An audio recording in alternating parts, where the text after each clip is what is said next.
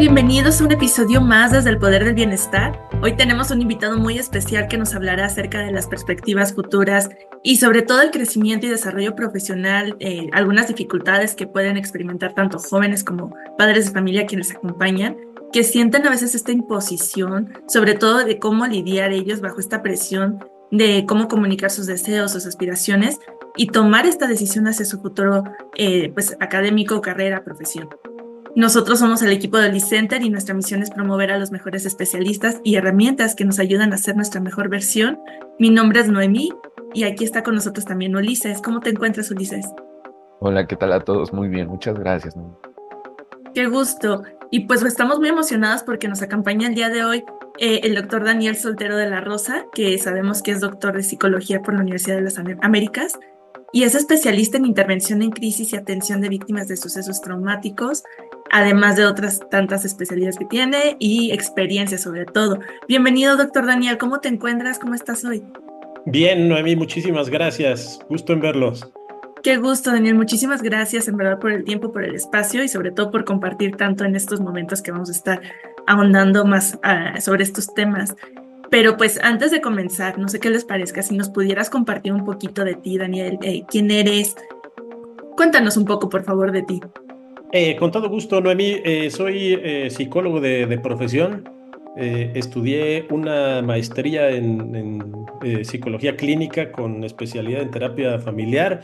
Como decías, me dedico también pues, a la atención de intervención en crisis y sucesos traumáticos y algunas otras cosas. Eso en la parte clínica, pero también llevo varios años, casi 2 décadas trabajando en el sector educativo a diferentes niveles. He visto desde pues, educación media superior, educación superior, posgrados.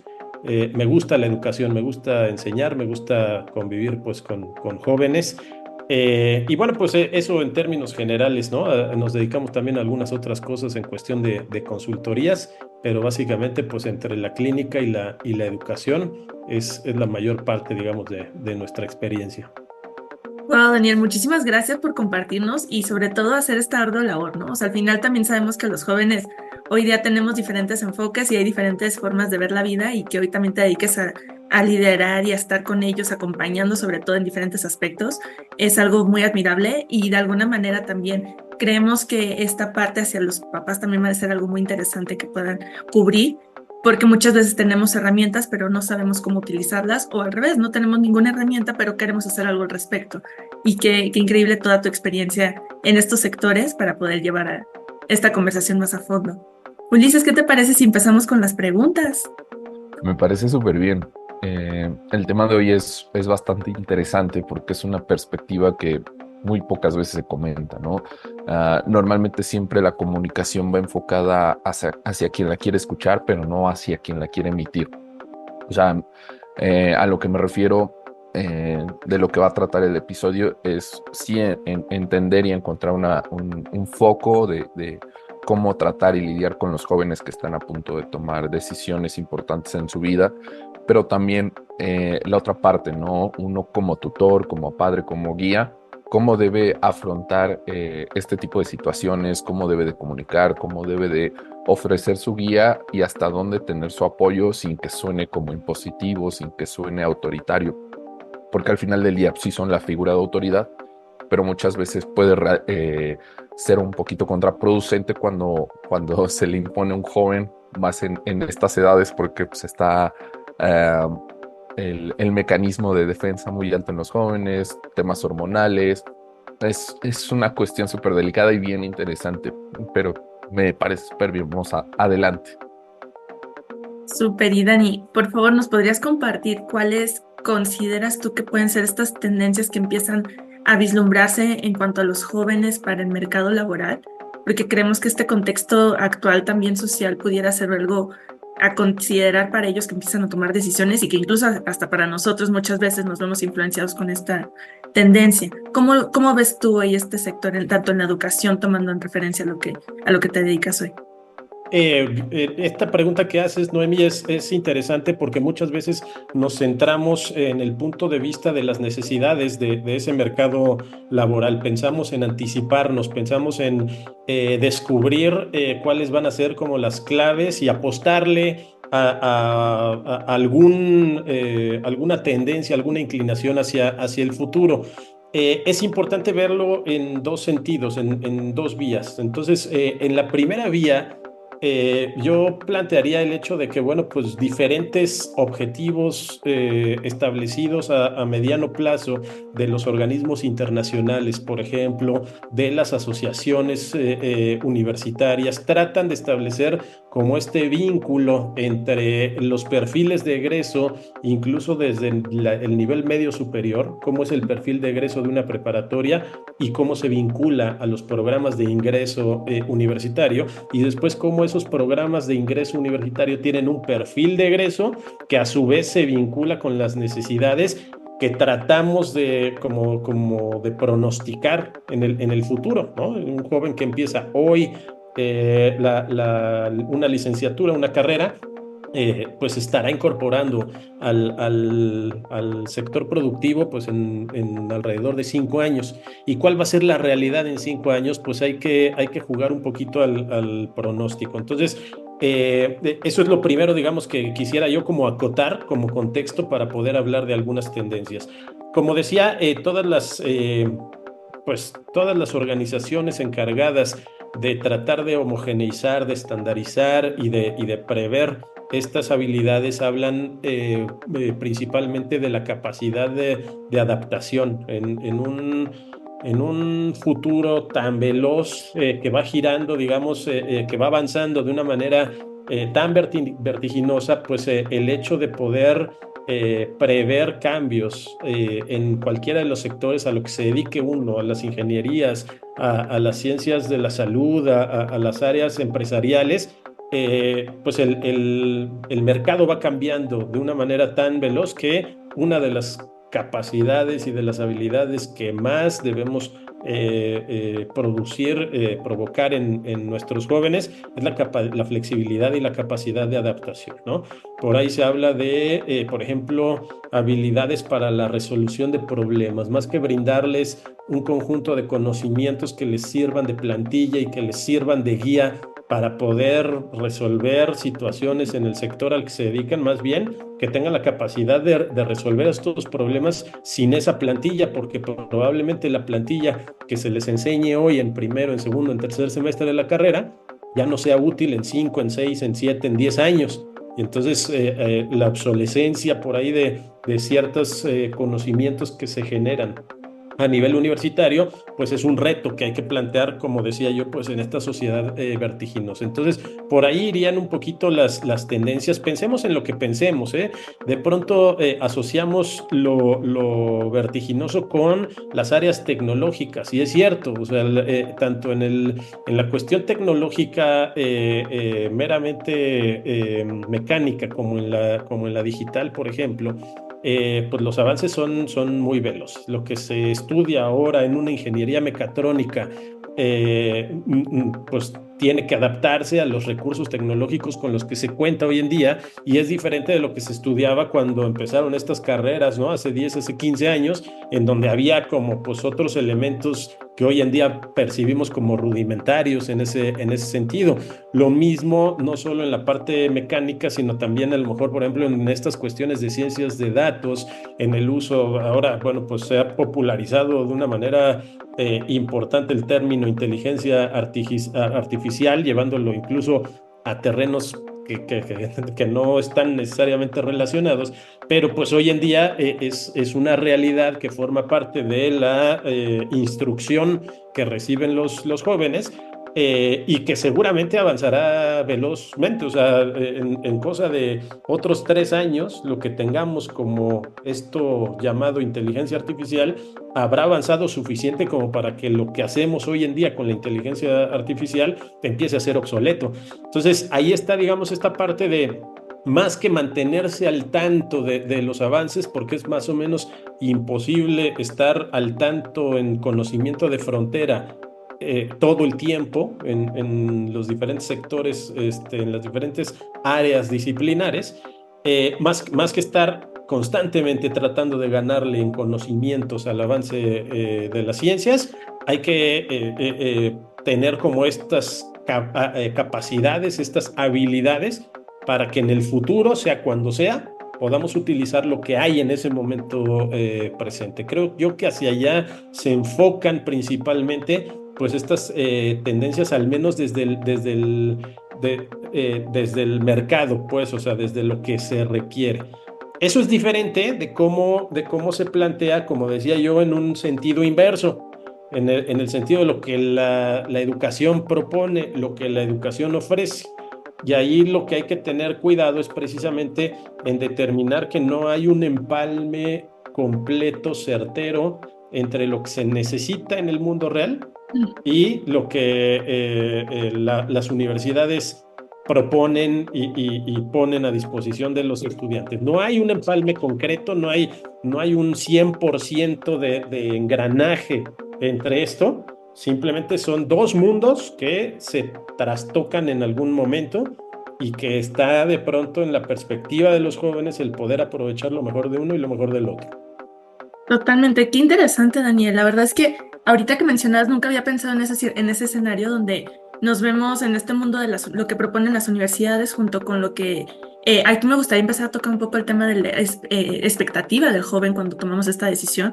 Sinceramente, yo recuerdo muy brevemente cuando yo estaba tomando decisión de carrera, yo no, yo veía programas de estudio y realmente se hizo en su momento mi examen de aptitud de orientación vocacional.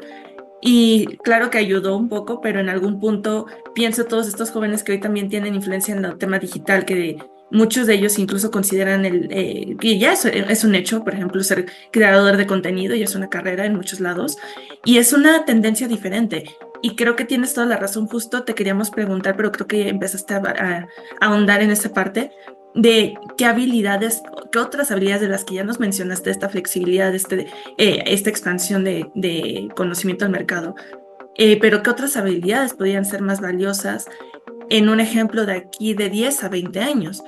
Pero la verdad es que creo que también estás dejando muy en claro eso. ¿Te ocurren algunas otras habilidades que fueran por ahí de la mano? Una idea interesante tiene que ver con, ¿cómo decirlo en pocas palabras? Con desparcelizar Mm, los sectores disciplinares. Cuando pensamos en los genios de la antigüedad, pensemos en un, no sé, en un Aristóteles, ¿no?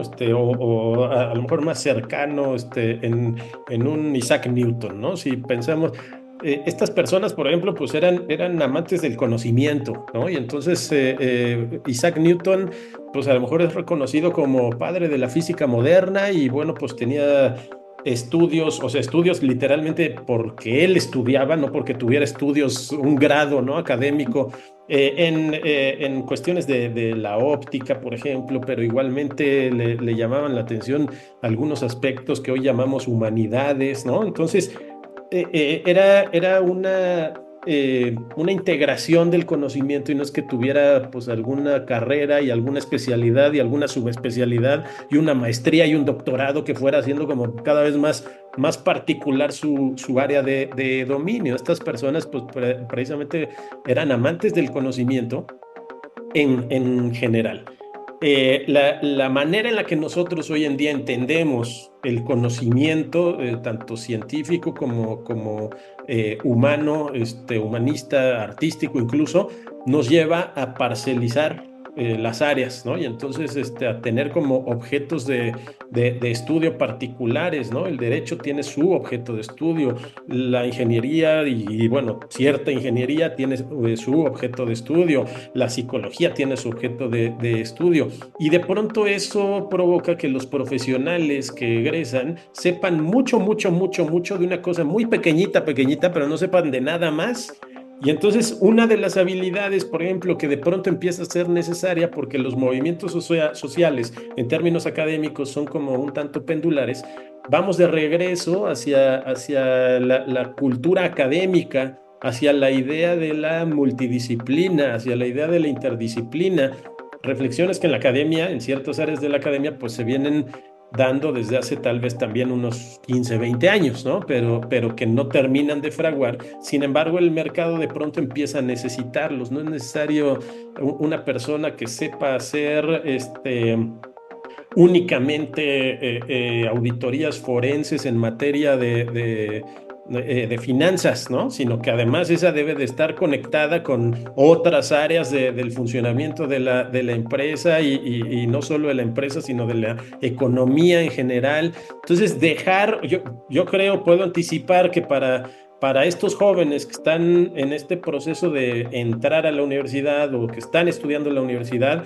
para dentro de algunos años tendrán que ser jóvenes que puedan pues ampliar, digamos, su nivel de conocimiento, no solo en términos de la hiperespecialización, sino también de conocimiento paralelo en otras áreas. Un abogado que además sepa de elementos de inteligencia artificial y que además esté al tanto de cuestiones de, pues no sé, economía, finanzas o administración o lo que quieras. O sea, como esta capacidad de incluir diferentes saberes en la formación académica propia. Wow. Wow, yo no sé qué piensas, Ulises, pero a mí ahorita como que me hace sentido y a la vez también Sí, digo, sí, sí. wow, está muy, lo analizo con las vacantes que luego yo veo en ofertas y justo como que siento que va un poco con esto que mencionas, que a veces en un rol te piden 5 puestos, pero siento que estamos en ese proceso de migración que esperemos las próximas generaciones lo tengan más digerido, porque en verdad es parte del tema, ¿no? Actual. Sí, no, y es una tendencia en el mercado laboral, lo vimos en esta plática en la facultad hace un par de meses que eh, las personas en el carácter directivo de una edad de aproximadamente entre 50 y 60 se estaban quejando precisamente de todo esto que nos estaba diciendo Dani, que los jóvenes en este momento estaban muy enfocados y a veces ni siquiera sabían cómo hacer cosas muy, muy generales y era precisamente esta tendencia, ¿no? De enmarcar mucho hacia un conocimiento, sin embargo, pues el abanico a veces se muestra hacia otro lado. Está bastante interesante que desde las diferentes trincheras se puede ver, ¿no? Entonces a mí me parece súper padre. Y, oye, Dani, y entonces, bajo esta premura o premisa que nos acabas de compartir, ¿tú cómo consideras, ya para, yo creo que la pregunta para cierre con jóvenes, o quizás una de las últimas preguntas, cómo podrías considerar o aconsejar a los jóvenes a prepararse mejor en torno a estas decisiones venideras? Mira, yo lo que sugeriría siempre es que la escuela no basta. O sea, finalmente la escuela nos provee de conocimientos, nos provee de habilidades específicas de los programas académicos que manejan, pero las experiencias de vida también tienen un peso importante en términos de desarrollar ciertas habilidades y ciertos conocimientos.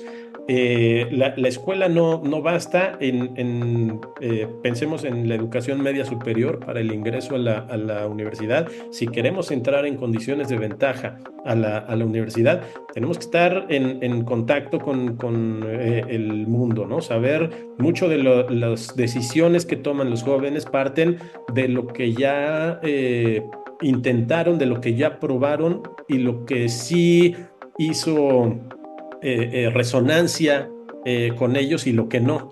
¿De qué manera se van a enterar? Por ejemplo, pues, jóvenes que ya tienen como una vocación muy establecida, lo vemos, por ejemplo, luego con los futuros médicos. Yo voy a estudiar medicina y estoy convencido de que es medicina lo que quiero.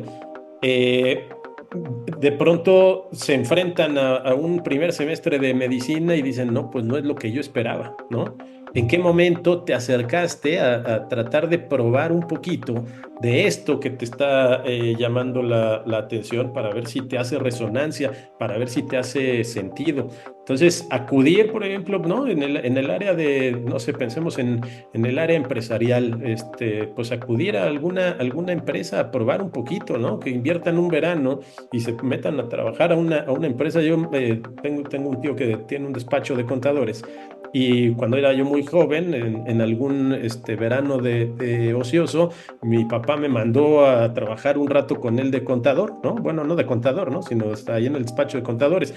Y lo que aprendí ese verano es que contador no iba a ser. O sea, me quedó perfectamente claro que contabilidad no era lo que yo iba a estudiar, ¿no? Entonces, no se trata de ir descartando una por una, pero sí de ir consolidando de pronto esta vocación. Eso sería algo importante y no tiene que ser algo, o sea, no tiene que ser algo, digamos, tan formal como un empleo. Hoy en día, por ejemplo, hay diferentes propuestas de campamentos de verano, de acercamientos con las universidades, en donde uno puede probar un poquito de eso que cree que es a lo que se va a dedicar, para que tengan pues esa convicción, para que se forme verdaderamente la vocación consolidada, y entonces que puedan ya empezar a adelantar algunos pasos en ese sentido. Yo creo que esa sería una recomendación importante.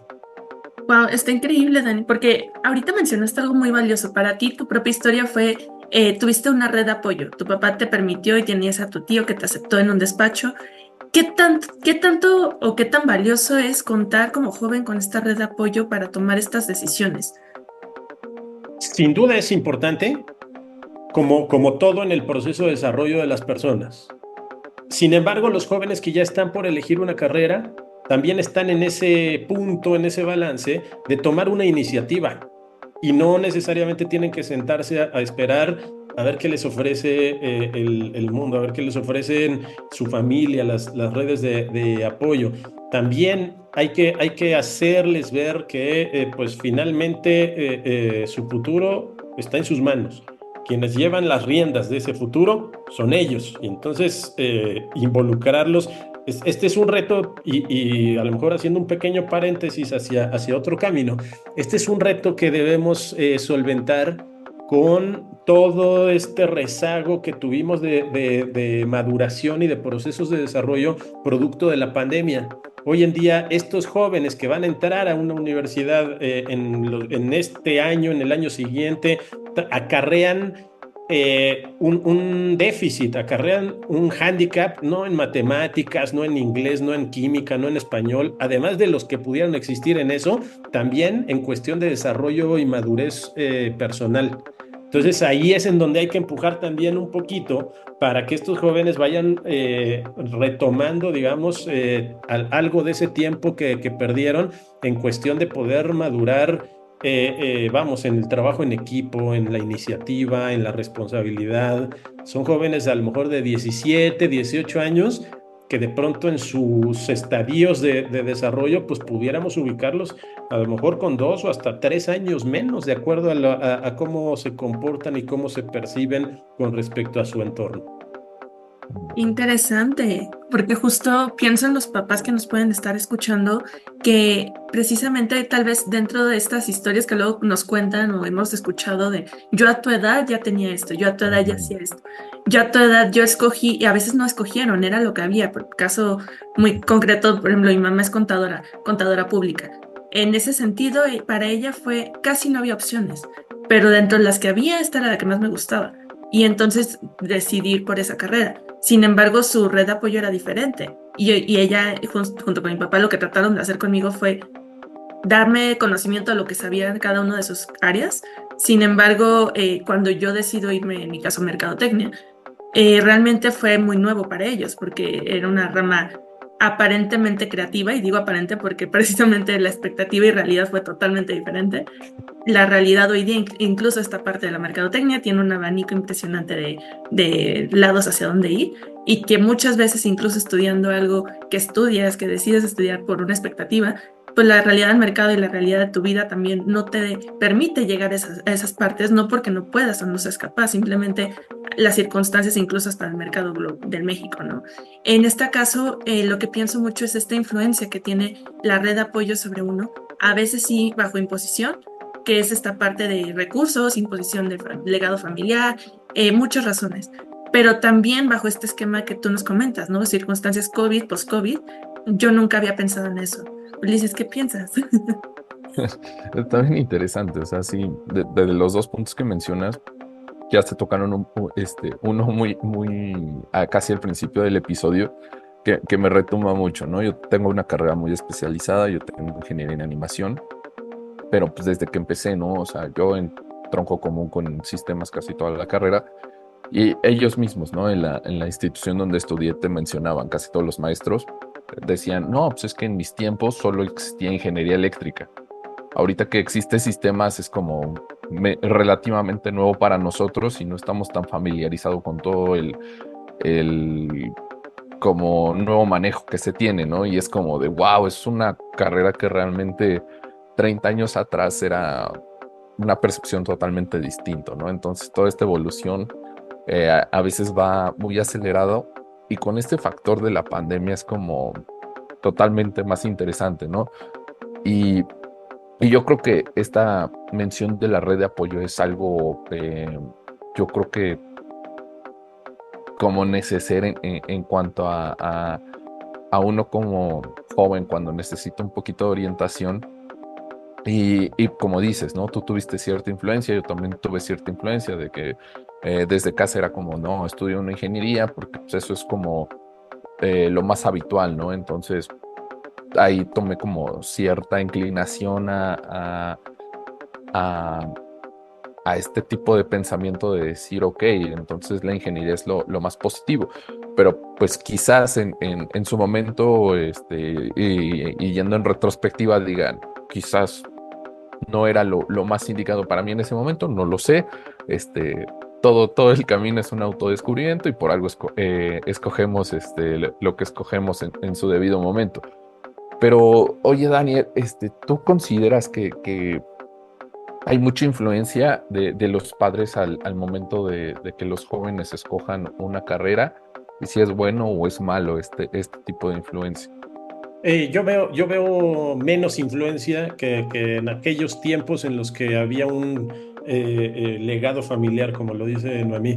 Eh, en efecto, ¿no? Antes había una opción mucho más limitada y las carreras tradicionales pues eran las que dominaban, ¿no? O sea, o eras administrador o médico o arquitecto o contador.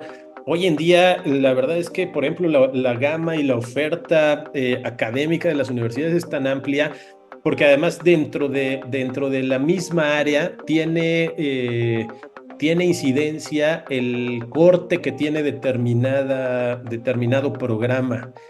No es lo mismo estudiar una ingeniería mecatrónica, que era el ejemplo que poníamos, en una universidad que en otra. Y eso tiene hasta ligeras variaciones en los nombres que utilizan para las carreras.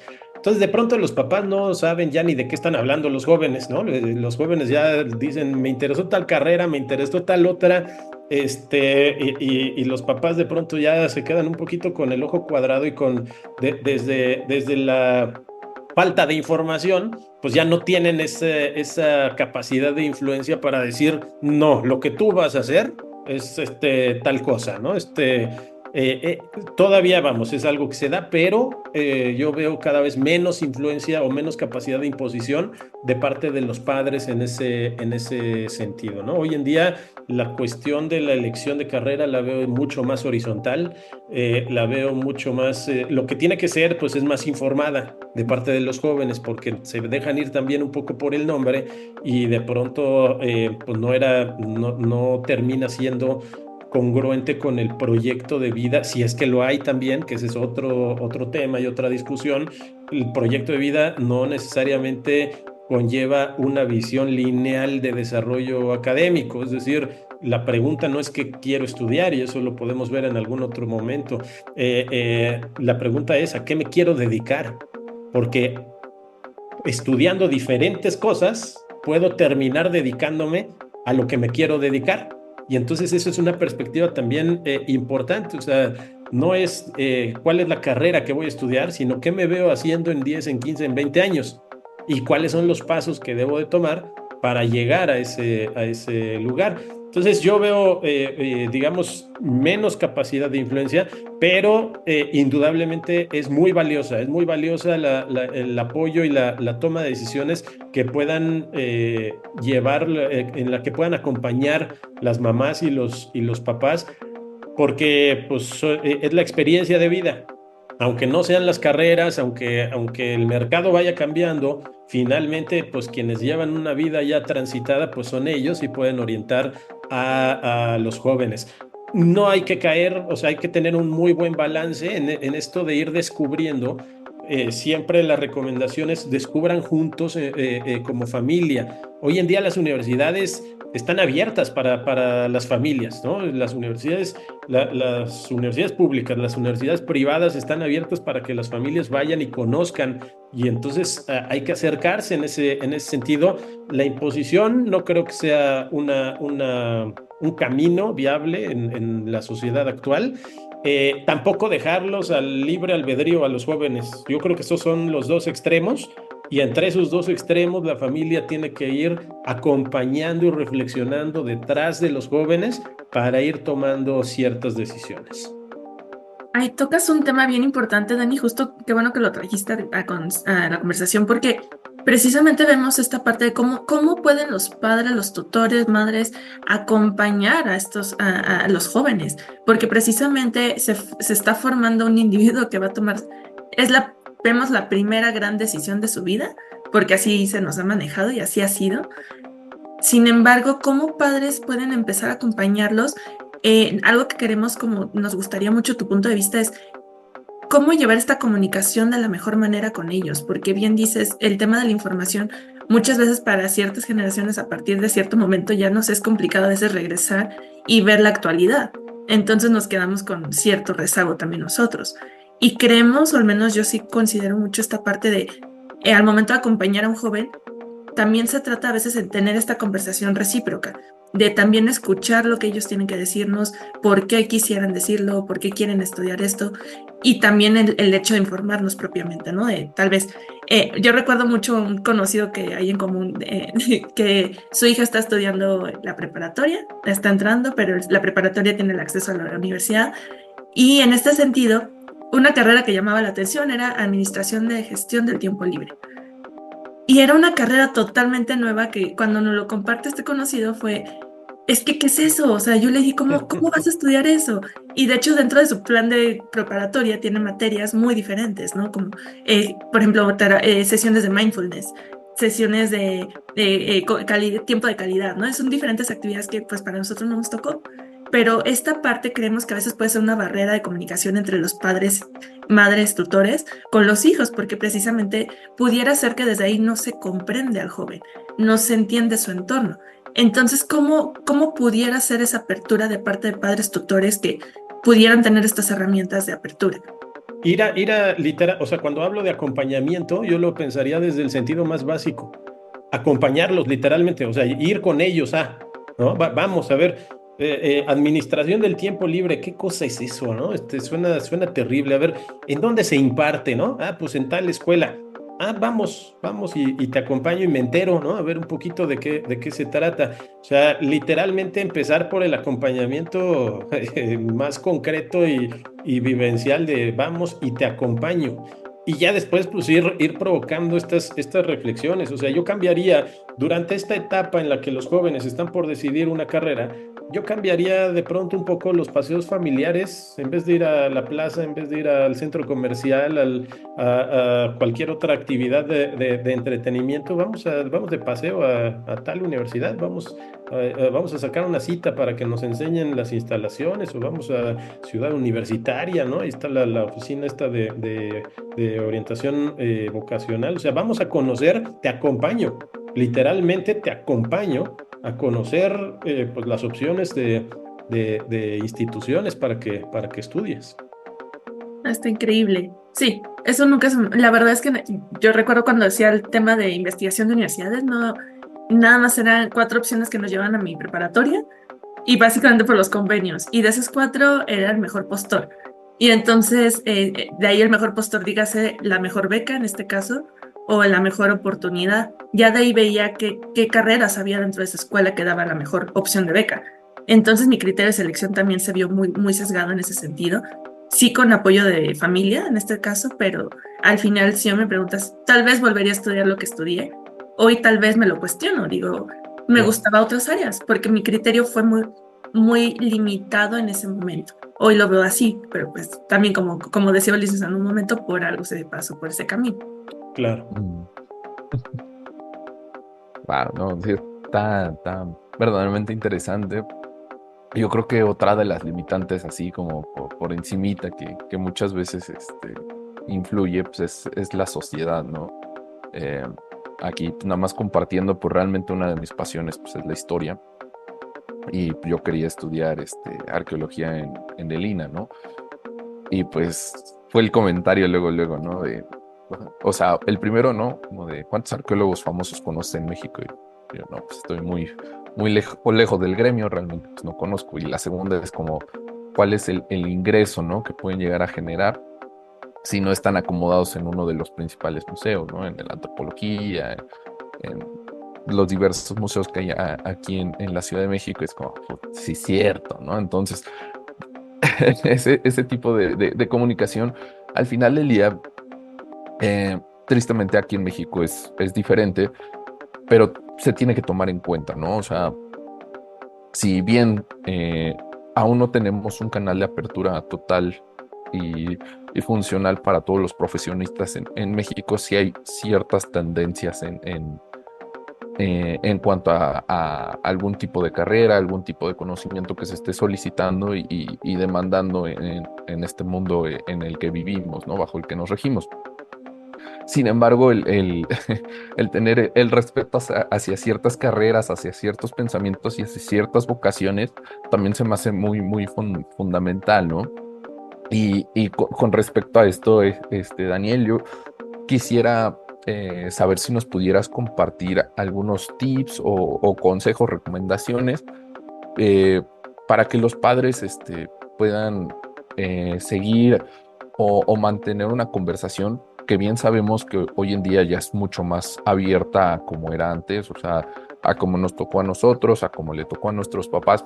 Es una brecha inmensa, ¿no? Lo que se ha avanzado en la comunicación. O sea, antes, como decías, ¿no? Si era legado familiar, era como todos somos dentistas, vas a ser dentista. O sea, no hay pregunta, y hasta en la escuela, y hasta ya tenías el camino pintadito, ¿no? Y cuidadito y te salieras de la zanja que ya todos habían marcado. Para nosotros, pues ya era como un poquito más abierta la comunicación, ya teníamos acceso a un poquito más de información para estudiarla. Si bien muchos no, yo me incluyo en ese ejemplo, no tomamos ese ejemplo de ir a aprender en el día a día de algún profesionista para saber si es realmente lo interesante, como nos mencionaste con la contabilidad. O sea, estaría padrísimo, ¿no? Que muchos jóvenes tuvieran la oportunidad de acercarse con un doctor, con un abogado, con incluso un ingeniero en una planta, ¿no? De, a ver, más o menos qué haces en el día a día. O sea, eh, qué complicaciones, qué retos, qué es lo más padre, lo más feo. Es algo que yo creo que, como decías, ¿no? O sea, que sí te puedes acercar hacia estas instancias orientativas, pero también estaría muy padre que los jóvenes lograran tener ese acercamiento hacia ya profesionistas hechos y derechos, ¿no?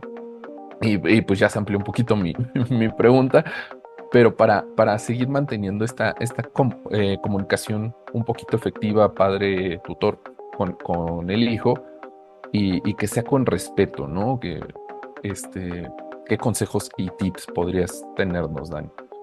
Dos cosas que pudiéramos recomendar en ese sentido, en lo general, pero con el propósito de provocar conversaciones útiles. La clásica la estrategia y la primera, no hagamos preguntas cerradas, no hagamos Ok, preguntas de sí o no. ¿Te gusta la animación, la ingeniería en animación? Sí. Y ya se nos cierra la sí, conversación, claro. ¿no? No hagamos preguntas cerradas, hagamos preguntas abiertas. Y número dos, preparemos esa conversación, o sea, tengamos un conjunto de preguntas. Me gustaría platicar contigo sobre las decisiones que tienes que tomar. Vamos a tomarnos un café, ¿no? Vamos a buscar algún escenario propicio y yo tener también ya una especie de guión, unas 5 preguntitas que legítimamente a mí me interesaría contestar con mi hijo. O sea, que yo me hago, no preguntas socráticas en donde llevemos a nuestro hijo a convencerse de que lo que le conviene es estudiar derecho, sino legítimamente con la ingenuidad de yo querer contestar estas preguntas en conjunto con mi hija o con mi hijo, unas 5 o 7 preguntas que de pronto me vienen a la mente y que, bueno, pues puedan propiciar esta conversación. Wow, qué Wow, increíble. Está está muy buenísimo eso. bueno. Valen oro, ¿no? Todos estos tips están padrísimos, ¿no? Porque ya es mucho más hacia el entendimiento, ¿no? Hacia comprender al joven y también uno como papá quedarse tranquilo, ¿no? De, de realmente sabe lo que quiere o está siendo influenciado. Está muy padre, ¿no? El querer comprender. Claro. Totalmente. Y Dani, ya casi, ya estamos terminando ahora sí. Ahora sí. En este aspecto, algo que me viene mucho a la mente es el factor del miedo. El miedo a la incertidumbre, miedo a equivocarte, a tomar una mala decisión. Como papás, yo creo que el principal propósito, intención es querer que los hijos estén bien y que el legado que sea más allá del material es que tengan estas herramientas para salir adelante en la vida. Y entonces, si tu hijo o tu hija llegara a tomar una decisión errónea, entre comillas, eh, pues puede haber esta incertidumbre, ¿no? De qué puede pasar con mi hijo, que caso que nos compartió Ulises, arqueología, realmente el miedo, el comentario que viene es, es una carrera que no está explorada en México, no te va a ir bien. A mí como papá me da miedo que no te vaya bien. Y me da miedo que no tengas una fuente de ingreso que te permita vivir cómodamente o vivir bien, dígase con alimento, vestido y techo, y tener salud para que sigas adelante con tu vida. ¿Qué podemos hacer o qué nos dejas como último consejo en este caso para que tanto jóvenes puedan abordar el tema de tomar una decisión a pesar del miedo o cómo lidiar con el miedo en su toma de decisión y de la misma manera con los padres? Lo que provoca, creo, miedo en mayor cantidad, como bien lo dices, Noemí, es la incertidumbre. O sea, tomar una decisión informada puede reducir el miedo a su mínima expresión, aunque pueda parecer la decisión más disparatada. Entonces, ¿cómo se combate el miedo con información? ¿Cómo se combate el miedo enterándose? Si yo como papá tengo miedo de la elección que está haciendo mi hijo, es porque me está faltando algo de información. Entonces voy y a lo mejor si ya no, ya lo acompañé y no me convence y tal, pues yo voy también y yo también me informo, yo también obtengo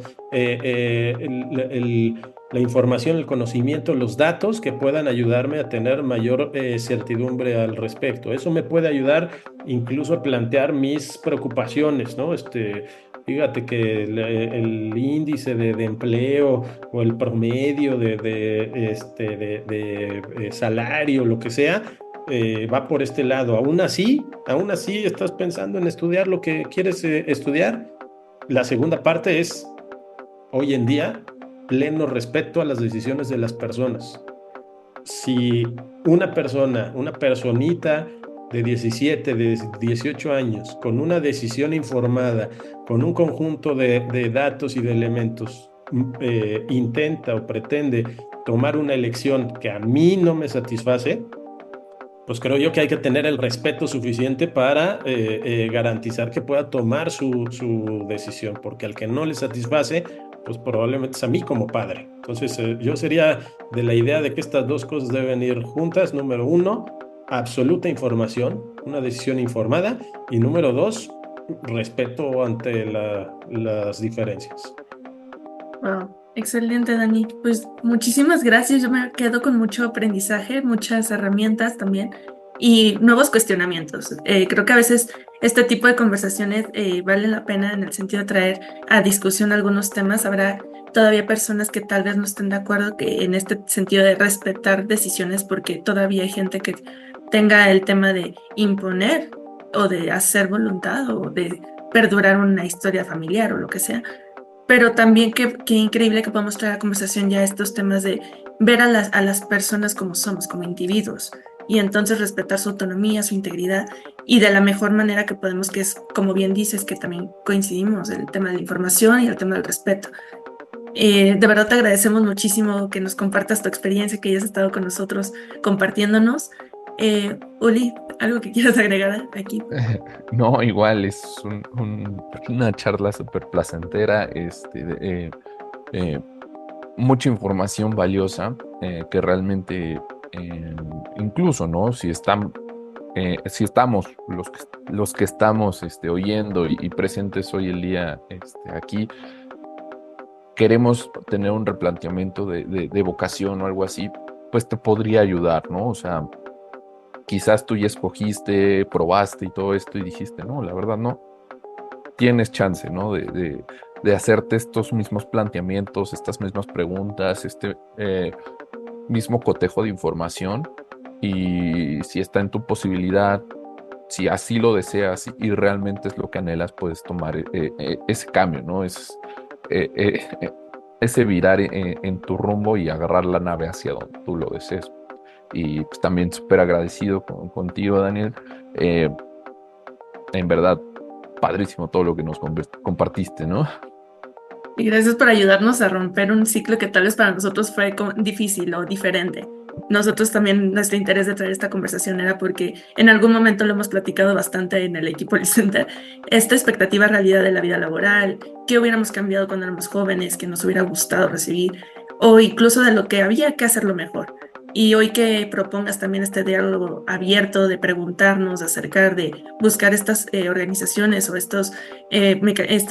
bueno, instituciones de educación y que también haya esta apertura como adultos de decir incluso yo me dedico a contabilidad, mi día a día se ve de esta manera, yo me dedico a mercadotecnia, mi día a día se ve de esta manera. Y no tener este eslabón perdido entre personas adultas y jóvenes, porque a veces podemos llegar a verlo así. Y pues gracias por hacer partícipe esta conversación y por también llevarlo seguramente en las instancias en las que has trabajado y trabajas. Dani, algún lugar donde la gente que quisiera acercarse contigo de la parte clínica que pudieras compartirnos o quisieras compartirnos contactos para que te busquen? Estamos con todo gusto, Noemi. Antes nada más quisiera yo también agradecerles que me inviten a platicar. Ha sido una charla muy amena, muy interesante. En la parte clínica, pues estamos ahí con la Sociedad Iberoamericana de Neurociencia Aplicada. Estamos en Facebook, en Instagram, en la página de internet, con todo gusto para apoyarles en lo que haga falta. Increíble, increíble. Pues muchísimas gracias en verdad, Dani. Muchas Muchas. gracias, Noemi. Que estén muy bien. Igualmente, gracias. Cuídense y nos estamos escuchando próximamente. Bye.